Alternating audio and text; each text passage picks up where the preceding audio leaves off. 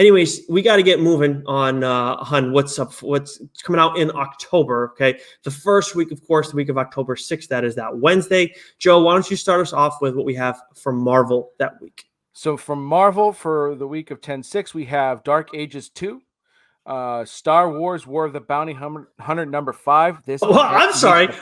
End. I'm sorry. What did you say? The War of the Bounty what? I said Hunter. Sounds like you had another thing on your mind.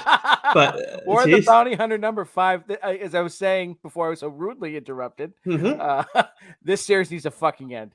It's been great, but it's been going on for like 3 months. Like, it's a 60-issue thing, right? And it's supposed to take 6 months. You're just bitter because you made a terrible decision at the start of this event.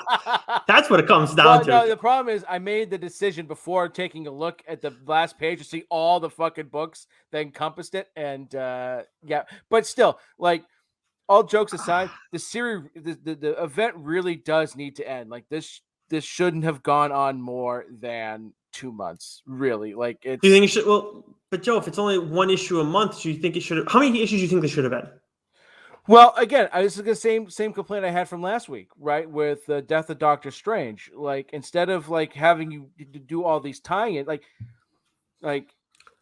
Yes, I understand that. Just make it one thing. So when I say when I say 2 months, I mean like encompassing all the tie-ins. Like, you know what I mean? That I agree with 1,000% on that front. I just don't like that in general. Period. Like, make it stuff that's like you could do it with Luke Skywalker, but have it be its own like little one-shot thing within the arc. Don't have it affect any mainline shit. I agree with that. Exactly. This if this was Star Wars War of the Bounty Hunters and that was like the tie, like them just like, fine, make it 6 again, 8, 10, 12, whatever, and have it run the course of a year. That's fine.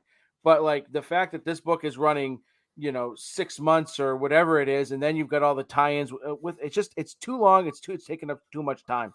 Mm-hmm. Yeah, that I understand. Like, from that lens, it makes it seem a lot larger. Absolutely. Yeah. Defenders number 3, Deadpool Black, White, and Blood number 3, Symbiote Spider-Man Crossroads number 4.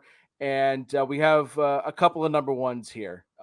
So I'll rattle off this first one here. This looks really good. I'm in on this as well. Yeah, as I just got done bashing fucking Star Wars. Star Wars High Republic Trial of Shadows number 1. And this was written by Daniel Jose Older. A Jedi Master is dead. Another is in a state of complete shock. It's a murder the likes of which the Jedi Order has never seen before. There are no leads. There are no suspects. There is no motive. Yep, I'm in. That's it. Don't need to hear any more than that shit. You give me a Jedi fucking crime story? Yeah. Yabo, baby. Yes, please, 100%. I mean, look, the what is it, the High Republic thing that I've been reading, like I think it's just Star Wars High Republic, has been solid. I know I haven't talked about it on the show a ton, but it's been solid. Not knockout stuff. It's definitely gotten better as it's gone along. There was like a lull kind of in that first arc or whatever. But this, I want to give everything from Star Wars a shot. That's like High Republic. Yeah. What else is there? There's one other one shot, I think. Yeah, and one other one here from a friend of the show, Kieran Gillen. Yes. Eternals, Celestia number 1. So continuing on with the the Eternals, the property there, getting ready for the movie. Of course, yeah. Which it didn't sound like his books were direct tie-ins to the movie. He was saying like you'll watch the movie and then my books are there to sort of really fill in the gaps. Yeah, be a companion piece. It's nice. I like that. I think it's a smart move, and but it shows that he is still factoring it in to some extent, but he's not solely worried about getting you invested. I think if as much as we thought before, it's like get people interested in Eternals more. Maybe that's there, but also Marvel's looking at it as they're going to go back and look at it too. So now we're going to have all this stuff there. So, I mean, that's great. Marvel playing chess, that's what you want to see. Yep. All right, we got DC Comics for the week of the 6th. Batman 114, Nice House on the Lake issue 5, the second to last issue before the long-ass pause.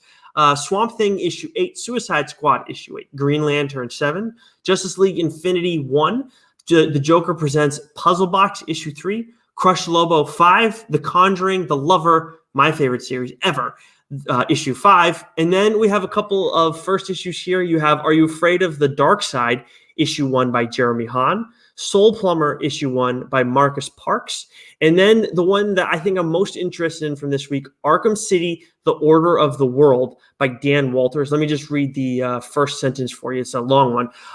The Joker's attack on Arkham Asylum left the long-standing Gotham establishment in ruin. Most of the patients killed or missing, and only a handful of surviving staff, a few nurses, a gravely injured security guard, and one doctor. I guess I can't just do the one sentence there. In the chaos of the assault, it is believed that several of the asylum's patients escaped and scurried off into the dark nooks and crannies of Gotham City.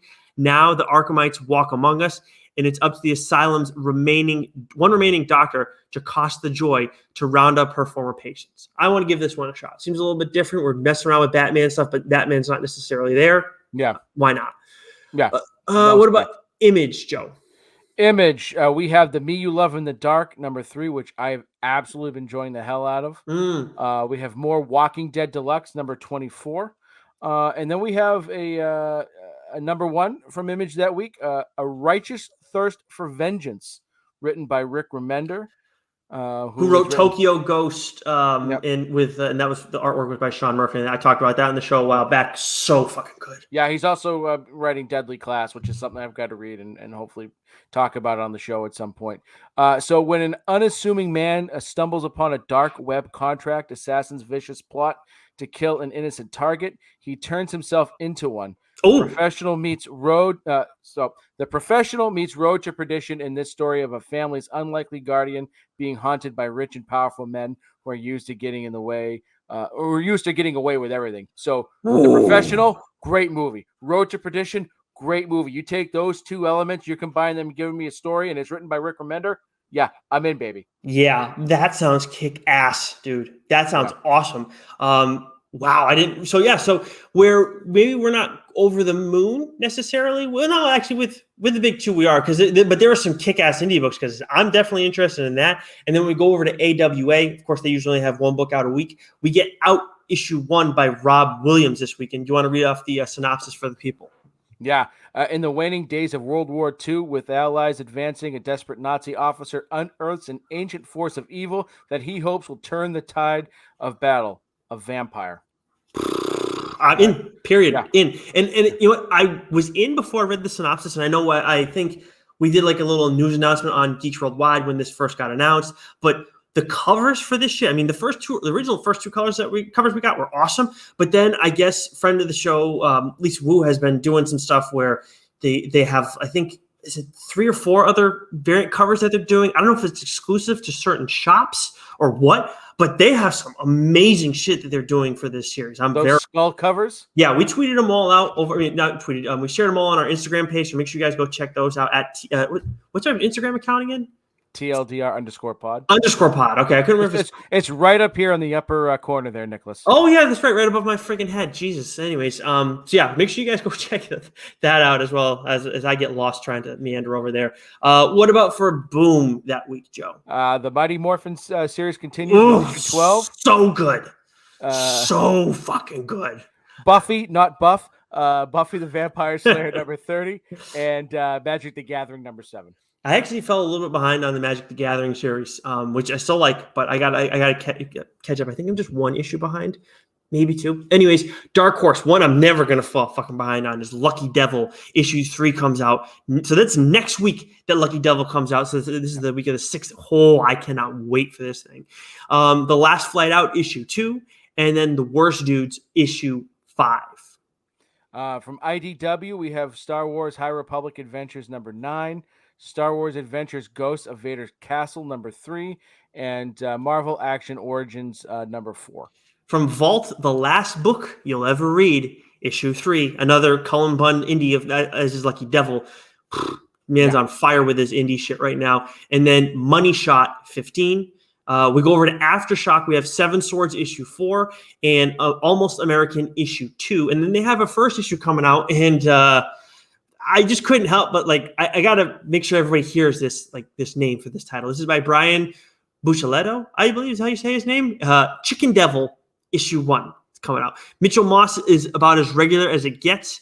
He's married with 2 children and co-owns a successful chain of Memphis hot chicken restaurants. It's not the life that screams hero vigilante until he discovers that his business partner is in bed with the mob and owes them $2 million. Unfortunately, Mitch is ill-equipped to be a badass. He's just a guy who makes really good chicken. Can he protect his family from cold-blooded gangsters? Absolutely not. But maybe the chicken devil can. This has satire written all over, and that's what I'm hoping this is. It's either satire or it's going to have vibes of like Breaking Bad, and maybe like the chicken devil is his, his, Walter White, alter ego, you know what I mean? Like, so it could be one of two things. So either way, it sounds interesting as hell. Yeah, and then actually another company that we don't highlight a ton, although we did talk about The Boys on here before, of course, with the show being such a hit and everything, and that series being outstanding, but of course by Garth Ennis. Dynamite. You want to make sure we highlighted a couple books from them for the week of the 6th. Yeah, Red Sonja #2. I read the first issue. This is a Red Sonja series written by Mirka Andolfo. Absolutely fantastic. That's right. And then you were stunned to find out that this was a comic, so I had to make sure it was on there. Game of Thrones, Clash of Kings, #15. That sounds really cool. I might give that one a shot. And I'm going to lay off Red Sonja as much as I like Mirka Andolfo, because if you really like this as much as you like, if it ends up being as awesome as you thought, then I want you to talk about it on the show, because that is it's kind of a legacy character, kind of not, like, but she's just she's one of Dynamite's top ones. She's legacy enough. I mean, even if you haven't read it, you've probably heard the name Red Sonja. So. Yeah, and I'd like you to be able to tell me a little bit about her. As much as I know you haven't been always reading Red Sonja. You're going to be more knowledgeable, and let the people know. Move over to the week of October 13th, Joe. Why don't you kick us off with Marvel? X-Men #4, Iron Man 13, Kang the Conqueror #3. I think I'm out on this series. Star Wars Dr. Aphra #15. Again, more War of the fucking Bounty Hunter shit. Shang-Chi #5. Gamma Flight #5. Karzor, Lord of the Savage Land #2. And then we have a whole bunch of #1s that neither of us seem to be particularly enamored with. We have Darkhold, Iron Man #1. We have Eternals, and that's written by Ryan North. Eternals Forever #1, so more Eternals stuff written by Ralph, not Ralph Macchio, not the Karate Kid, but Ralph Macchio. Oh, okay. It looks like Macchio. Shit. Okay. Right? Miss Marvel Tales #1 by G. Willow Wilson, and Black Panther Legends #1 by Toki Onabuki. That's probably how I would have said it. That's as good a guess I think as you're going to get from either of us. That's actually a young adult book. So for those looking for their kids, maybe you want to give that one a shot. Not necessarily for Joe and I. For DC, they got a shit ton coming out this week. We have issue 8 for the Joker and for Batman Urban Legends, which Joe and I are reading both of those. We have Wonder Girl issue 4, which I really need that to pick up. It's been solid, but it's just not taken off. The art's outstanding. At least the lead art is. We have Superman. Nope, that already came out. Batman 89 issue 3. Teen Titans issue 7. Superman and the Authority issue 4. Future State Gotham issue 6, which has taken a nice turn as much as it's still black and white. I Am Batman issue 2. Justice League The Last Ride issue 4. Harley Quinn the Animated Series Eat Bang Kill Tour issue 2. Black Manta issue 2, and Pennyworth issue 3. And then we have Batman the Imposter issue 1 by Matt Tomlin. I'm going to read a little bit of the synopsis here, Joe. Bruce Wayne's mission as the Batman has only been underway for a year or so, but he can tell he's making a difference. Unfortunately, he's made some powerful enemies. All the traditional power brokers of Gotham resent the disruption the Batman has brought to town, and it seems one of them has a plan to neutralize him. There's a second Batman haunting Gotham's rooftops and alleys, and this one has no qualms about murdering criminals live and on tape. Boom. There's a little more to the synopsis, but I'm in. Definitely. Yeah. This is what we want, Nick. We want Batman, but not Batman at the same time. Yep. Right? It changes things up a bit and gives us some new stories to kind of sink our teeth into. Whether it's good or not, I like the idea of it, and I'm looking forward to reading it. Absolutely. What do we got from Image for the week of the 13th? Homesick Pilots #9, Ordinary Gods #4, Deep Beyond #9, Compass #5, and Man Eaters The Cursed #5. So, I mean, right off the bat, Homesick Pilots, Ordinary Gods, Deep Beyond. Boom. Combine that with just half a dozen books from It's gonna be a busy week for Doc. Yep, we got some busy ass weeks later in this month, especially. It's like I feel like the last couple months have been more top heavy. Now this one's a bottom heavy month for sure. As much as the week that we have the week of the 13th, the week of the 6th, we have we also have the Snyder Capullo book. We have Demons that week. This week you get Clear. Those are all going to be on Comics All.